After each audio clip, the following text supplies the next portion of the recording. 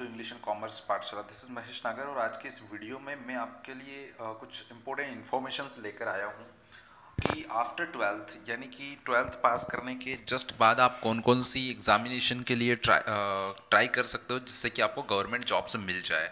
क्योंकि सभी की फाइनेंशियल कंडीशंस एक जैसी नहीं होती है और कुछ स्टूडेंट्स की फाइनेंशियल कंडीशन जो है वो काफ़ी वीक होने के कारण कुछ हायर जो एजुकेशन है उसमें कुछ एडवांस कोर्सेज वो नहीं कर सकते हैं, जैसे मेडिकल इंजीनियरिंग ऐसी टॉप जो इंस्टीट्यूट से हैं उनमें एडमिशन नहीं ले सकते हैं। तो इसलिए मैंने ये वीडियो खास उन स्टूडेंट्स के लिए बनाया है कि वो अपनी चॉइस की और अपने इंटरेस्ट के अकॉर्डिंग अपनी पोस्ट को चुन सकते हैं।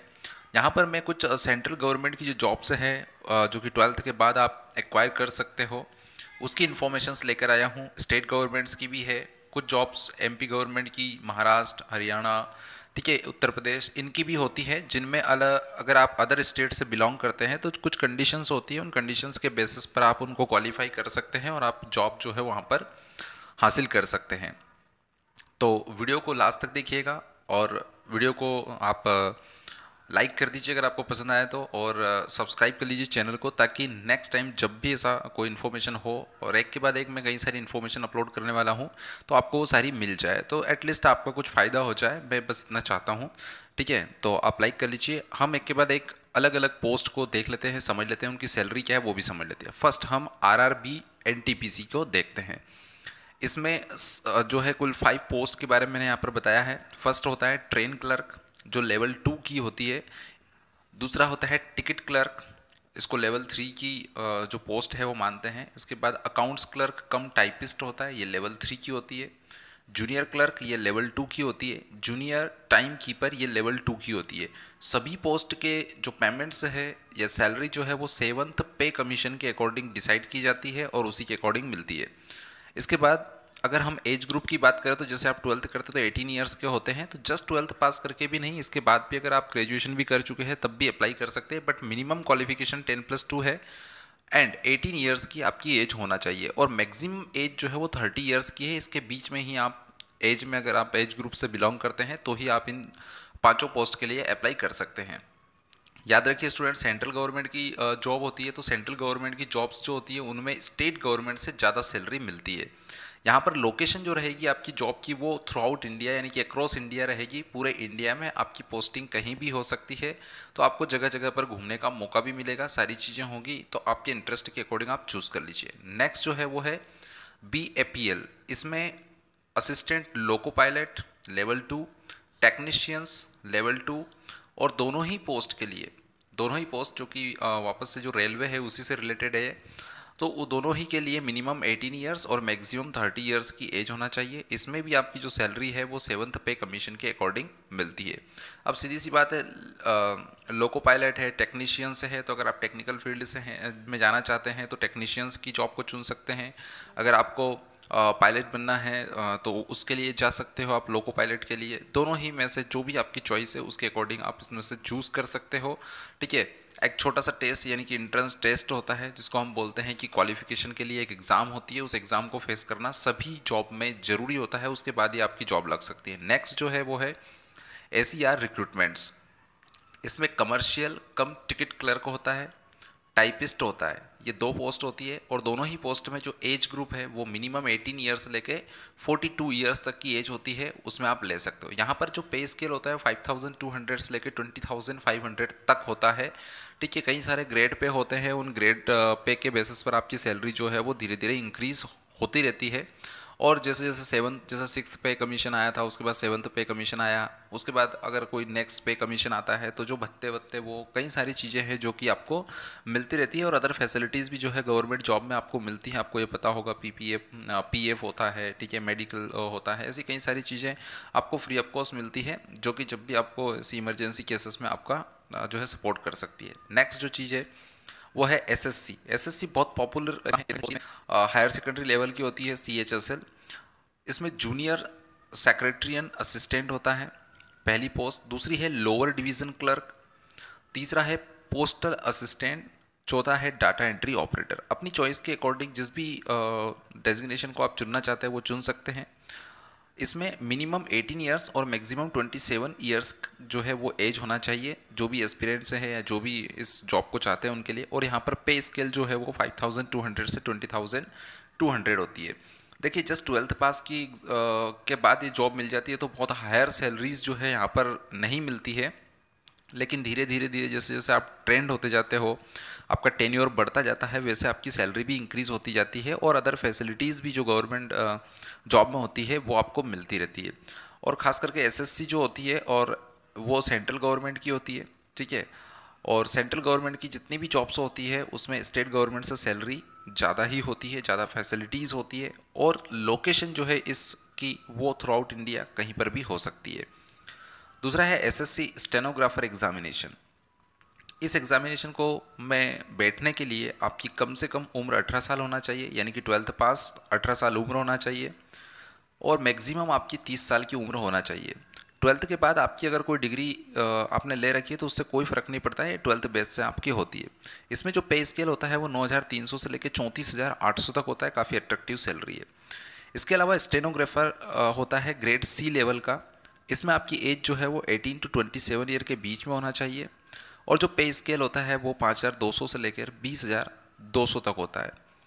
नेक्स्ट जो है वो स्टेनोग्राफर ग्रेड डी होता है, यानी कि ये अलग अलग लेवल्स होते हैं, ठीक है। तो ये जो ग्रेड डी होता है इसमें भी सेम आपकी जो एज है वो मिनिमम 18 ईयर्स और मैक्सिमम 27 ईयर्स होना चाहिए और पे स्केल जो है ग्रेड सी की ही तरह 5,200 से लेकर 20,200 होती है।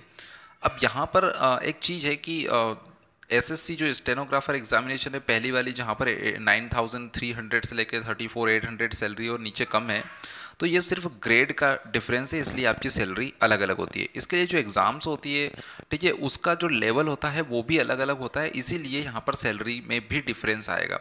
डेफिनेटली अगर आप हायर लेवल की एग्जामिनेशन के लिए जाएंगे, हायर लेवल के लिए पोस्ट के लिए जाएंगे, तो आपको थोड़ी टफ एग्ज़ाम को फेस करना पड़ेगा, ज़्यादा मेहनत करना पड़ेगी, ज़्यादा अच्छा क्वालिफिकेशन करना पड़ेगी। नेक्स्ट जो है वो है south Indian bank clerk recruitment. ये बैंकिंग और इंश्योरेंस में है। तो जो साउथ इंडियन बैंक है उसमें क्लर्क की रिक्रूटमेंट, तो एक पीओ होता है, प्रोविजनरी ऑफिसर, ठीक है। ये अलग अलग बैंक्स के लिए अलग अलग होता है, लेकिन साउथ इंडियन जो बैंक है उसमें इसको पीओ नाम दिया गया। एज जो होती है 18 से 25 ईयर्स के बीच में होना चाहिए।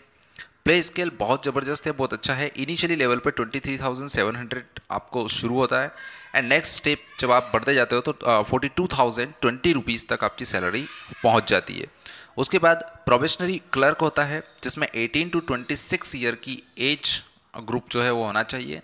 यहाँ पर सैलरी थोड़ी कम होती है, लगभग हाफ होती है। 11,765 से लेकर 31,540 तक आपकी सैलरी चली जाती है और डिपेंड करता है आपके टेन्योर पर। जैसे जैसे आपका टेन्योर बढ़ता जाता है और जैसे कई बार अलग अलग भत्ते मिलते रहते हैं बढ़ के।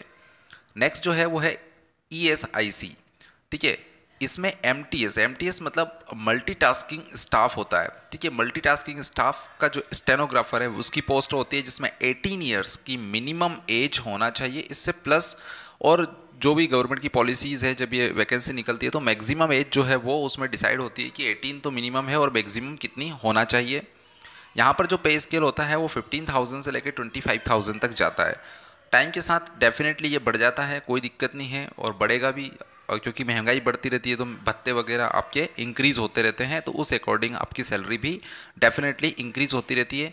डिपेंड करता है डेडिकेशन, तो प्रमोशन भी मिल जाता है। अगर आपकी नेक्स्ट क्वालिफिकेशन हो चुकी है तो उसके बेसिस पर आपको वो चांसेस भी इसमें मिलने के रहते हैं, बिल्कुल। नेक्स्ट जो है वो है स्टेट कोऑपरेटिव बैंक। तो जो अलग अलग स्टेट की जो कोऑपरेटिव बैंक्स है उनमें भी वैकेंसी निकलती रहती है। फॉर एग्जांपल जैसे यूपी कोऑपरेटिव बैंक्स है, वेस्ट बंगाल कोऑपरेटिव बैंक है। अब जिस स्टेट की कोऑपरेटिव बैंक के लिए आपने एग्ज़ाम दी है उसी स्टेट में आपको काम करना पड़ेगा। ऐसा नहीं कि आपने यूपी कोऑपरेटिव बैंक की आपने एग्ज़ाम क्वालिफाई की है और MTS की पोस्ट यानी कि मल्टीटास्किंग जो स्टाफ रहता है उसकी पोस्ट रहती है, तो अगर आपने यूपी की कोऑपरेटिव बैंक के लिए क्वालिफिकेशन की है तो आपको वेस्ट बंगाल में जॉब नहीं मिलेगी, आपको यूपी में ही आपको रहना है। इसके अलावा बाकी सब स्टेट में भी ये कई सारे स्टेट में ये कोऑपरेटिव बैंक है, अलग अलग कोऑपरेटिव बैंक अलग अलग नाम से चल रही है, तो हर एक बैंक की अलग अलग वैकेंसी अलग अलग स्टेट में निकलती रहती है। मिनिमम एज 18 ईयर्स रहती है और जो इनिशियली सैलरी यहाँ पर आपकी स्टार्ट होती है वो 20,000 पर मंथ से होती है। नेक्स्ट है आंध्र प्रदेश कांस्टेबल, ये पुलिस फोर्सेस आ गई है जहाँ पर अलग अलग पुलिस फोर्सेस जो है उसकी जॉब्स निकलती है। तो अलग अलग स्टेट में, सभी स्टेट में यानी कि कांस्टेबल की जो पुलिस कांस्टेबल की वैकेंसी निकलती है और लगभग लगभग क्राइटेरिया सेम है, लगभग लगभग सैलरी भी बिल्कुल सेम है। तो आप जिस स्टेट से बिलोंग करते हैं या अदर स्टेट में भी आप जाना चाहते हैं तो वहाँ पर भी उसके क्राइटेरिया को आप फुलफिल करिए तो वहाँ पर भी आप जा सकते हैं। मिनिमम एज आंध्र प्रदेश में 18 ईयर्स है, मैक्सिमम 30 ईयर्स है और पे स्केल जो है 5200 से लेकर 20200 तक है। देखिए इसमें चेंजेस हो सकता है एक आध साल इधर उधर का, ठीक है। ये जो पे स्केल है इसमें थोड़ा बहुत डिफरेंस भी हो सकता है, मैं 100% नहीं बोल रहा हूँ कि ये है। इसके बाद दिल्ली कांस्टेबल, तो दिल्ली कांस्टेबल की अगर आप देंगे तो दिल्ली में ही आपको जॉब करना पड़ेगी। 21 मिनिमम एज है और 25 ईयर्स मैक्सिमम एज है। तो शायद ये दिल्ली कांस्टेबल के लिए आपको ग्रेजुएशन की ज़रूरत होती है, ये कंफर्म करना थोड़ा सा ज़रूरी है। 5200 से लेकर 20200 के बीच में आपका पे स्केल होता है, ठीक है। नेक्स्ट जो है वो है महाराष्ट्र कांस्टेबल ड्राइवर। यहाँ पर कांस्टेबल ड्राइवर की भी वैकेंसी निकलती है और अदर स्टेट में भी निकलती है और 19 से लेकर 28 ईयर्स का जो होता है वो एज होना चाहिए और ये लेवल 2 की जो पोस्ट है वो होती है। आपको जो सैलरी मिलेगी वो 7th पे कमीशन के अकॉर्डिंग मिलेगी। इसके बाद CRPF, इसका नाम आपने बिल्कुल सुना होगा, बहुत पॉपुलर जो पोस्ट है। आर्म्ड पुलिस कांस्टेबल की पोस्ट इसमें निकलती है। मिनिमम एज 18 ईयर्स है, मैक्सिमम 25, यानी कि इसके बीच में आपकी एज होना चाहिए तो आप इसको अटेम्प्ट कर सकते हो। इसमें भी जो सैलरी आपकी होती है वो 7th पे कमीशन के अकॉर्डिंग रहती है, यानी कि यहाँ पर कंडीशन ये है कि इस टाइम के अकॉर्डिंग बदलती रहती है। बेसिक सैलरी अलग होती है और बेसिक सैलरी के अलावा जो भी जितने भी अलाउंसेस मिलते हैं यानी कि TA DA, ठीक है, ये सब चीज़ें जो है वो अलग होती है और इनका सैलरी बढ़े ना बढ़े लेकिन ये कंडीशन के हिसाब से बढ़ते घटते रहते हैं। जो TA DA वगैरह रहते हैं, महंगाई भत्ते वगैरह रहते हैं, ये बढ़ते घटते रहते हैं, ठीक है। तो उसकी वजह से सैलरी भी इंक्रीज डिक्रीज होती रहती है। नेक्स्ट है आंध्र प्रदेश SI। यहाँ पर SI की जो एग्ज़ाम होती है जैसे MP में होती है सब इंस्पेक्टर की, वो ग्रेजुएशन के बाद होती है, बट आंध्र प्रदेश में यह है कि वो 18 यानी कि जस्ट 12th पास भी SI में मतलब एंट्री कर सकता है। तो सब इंस्पेक्टर बनने के लिए आंध्र प्रदेश में 18 से 27 साल की उम्र के बीच में आपको होना चाहिए। सैलरी जो है इनिशियल वो 28,940 से शुरू होता है। इसके बाद अब लोकेशन क्या रहेगी काम करने की, आंध्र प्रदेश ही रहेगा, ठीक है। ऐसा नहीं कि आंध्र प्रदेश ऐसा ही आपने पास करी और महाराष्ट्र में आप जॉब कर सके, ऐसा नहीं होगा। उसके बाद है UP police constable. UP police constable में दो अलग अलग पोस्ट हैं, रिजर्व्ड सिविल पुलिस और दूसरी है रिजर्व्ड आर्म्ड पुलिस कांस्टेबल। ये दो पोस्ट है और दोनों ही पोस्ट के लिए जो मिनिमम एज होती है वो 18 ईयर्स की और मैक्सिमम जो है वो 26 ईयर्स की होती है। यहाँ पर पे स्केल थोड़ा सा लोअर है, यानी कि 4200 से लेकर 20200 तक जाता है, ठीक है। और समय के साथ इसमें चेंजेस हो सकते हैं, इसमें कोई दो राय नहीं है। नेक्स्ट और भी कई स्टेट है जैसे हरियाणा, उड़ीसा, MP, गुजरात, राजस्थान, ठीक है। मतलब अदर अलग अलग स्टेट्स में SI की निकलती रहती है और सभी में जो स्टेट्स होते हैं तो वहाँ की स्टेट जो ऑर्गेनाइजेशन होती है जो एग्ज़ाम कंडक्ट करवाती है और जो गवर्नमेंट होती है वो उनके जो रूल्स और रेगुलेशन से है उसके हिसाब से एज ग्रुप और सैलरी जो है वो अलग अलग हो सकती है। ऐसा ज़रूरी नहीं है कि हर स्टेट में एक जैसी सैलरी सॉरी एक जैसी सैलरी और एक जैसी एज लिमिट हो, ऐसा बिल्कुल भी ज़रूरी नहीं है। इसके अलावा और भी मतलब जितने भी स्टेट्स हैं सब में पुलिस की कोई ना कोई वैकेंसी निकलती रहती है। इसके बाद PSU जॉब्स। PSU क्या होती है, पब्लिक जो सेक्टर यूनिट्स होती है, पब्लिक सेक्टर यूनिट्स यानी कि गवर्नमेंट सेक्टर की जो कंपनीज होती है उन कंपनीज में भी 12th पास के लिए कई सारी वैकेंसीज टाइम टू टाइम निकलती रहती है।